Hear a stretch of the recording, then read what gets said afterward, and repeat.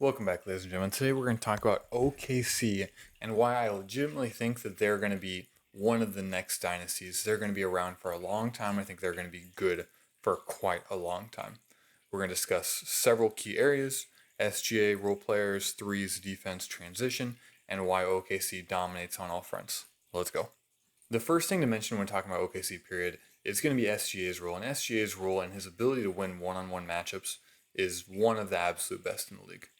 And having a player that can win one-on-one battles with regularity, let alone if you run a set play like a little ball screen, and his ability to get to the line really creates a lot of opportunities for OKC and helps them out in every close game when it comes down to the wire, because we know he's going to be the ball and he's going to shoot the ball with efficiency. While I personally would be a fan of the NBA slightly altering their foul calls, especially in the playoffs, the fact that SGA takes advantage of them and is able to draw those fouls to get to the free throw line really increases his overall efficiency and OKC's in general. But another crucial aspect is even when the Timberwolves are trying to run a specific defense where their goal is to double SGA to make sure he can't score, he still possesses the ability to attack one of the defenders and beat them off the dribble and then attack and win at the rim as well. But one thing that's crucial is how the role players for OKC also help with SGA, because you can make it so the offense doesn't have to focus on him. You can run action here where the goal is to have a dribble handoff where it's either Caruso or Hartenstein, and Hartenstein is able to get downhill. And the fact that he and other players are able to shoot those with efficiency opens up way more for OKC as well. Honestly, just about every role player on OKC represents a threat. We can see that's almost an identical action what we just saw. And you have defenders that are in good position right now. Dante DiVincenzo is helping over aggressively, and still Isaiah Joe is able to beat him to the inside and again finish through traffic. I think each of these players that I'm honestly listing right now would be good in their own right if they were on a different team, but putting them all together gives OKC a really solid unit to turn to no matter the situation. And the clips we've seen so far haven't even included what I think the second best player for OKC is, and that's Jalen Williams, who's elite with driving, but also with jumpers, shooting from the inside, shooting from the mid-range. He can do it all, and he is right there with SGA in overall efficiency. And so OKC can win these battles getting to the inside, but another crucial aspect that I think gets sometimes neglected is the fact that they are able to actually create space on the outside as well. Isaiah Joe is an example of absolutely an elite shooter on the perimeter. But the thing is, they have so many of these elite shooters on the perimeter. 8 of their top 9 minute getters shot 35%, and the only one that didn't is their post player Hartenstein. Not only that, but their top 5 minute getters all shot 37% or above from 3. And the thing is, like, people don't realize, but that gives so much space on the inside to increase the efficiency of SGA, of Jalen Williams when they go to drive. So of their offense, their true shooting ranked number 6 in the NBA. They were the 6th best team, which is very good. But I think the thing that really stands out to me of how good they are is their defense. They are absolutely unbelievable. Not only are they great one-on-one defenders, but what really amazes me is how good of team defense they have. So right there we saw the ball screen set, and Isaiah Joe got caught on it. So you have Hartenstein stuck with Ja Morant. Like, Ja Morant attacking a big, that's a win for Ja Morant every time, you know?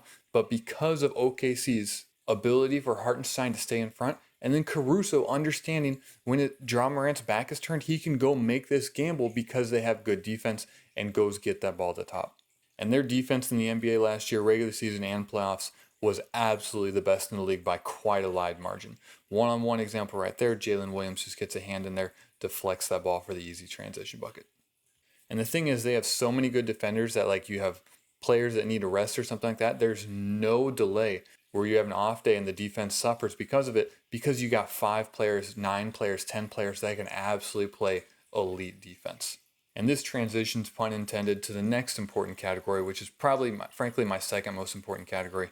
And this is them in transition. And because they're young and athletic and they make really good decisions in transition, if you give them an open lane, they are going to punish you. And the beautiful thing is, this pairs really well with their defense, because if you get the stop on defense, it usually flows right to transition.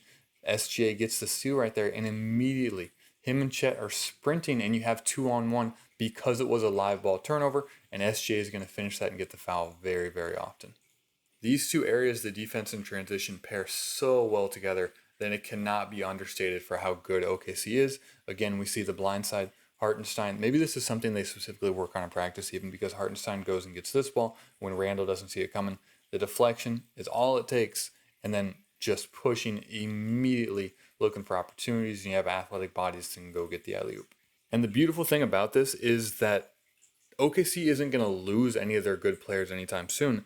Almost all of their returning core is going to be around until 2027, where SGA is still 2030, Chet is still 2030, Jalen Williams is still 2030, and then Isaiah Joe and Aaron Wiggins are the only ones that are 27 or 28.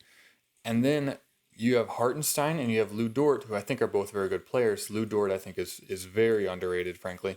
They're going to be around only for this year necessarily. And so they're probably going to lose them because of contract stuff. However, this gives a huge solid base for OKC to build upon for the next considerable 4 or 5 years. And so I really believe that over the next few years, we'll see OKC in the finals and or winning the championship, potentially 2 or 3 of these upcoming 4 or 5 years. Very optimistic for what they show. If you'd like to watch my video talking about how the Rockets and what to expect with them and KD, feel free to check it out right here. If you enjoyed the video, feel free to like and subscribe, but most importantly, have a blessed rest of your day.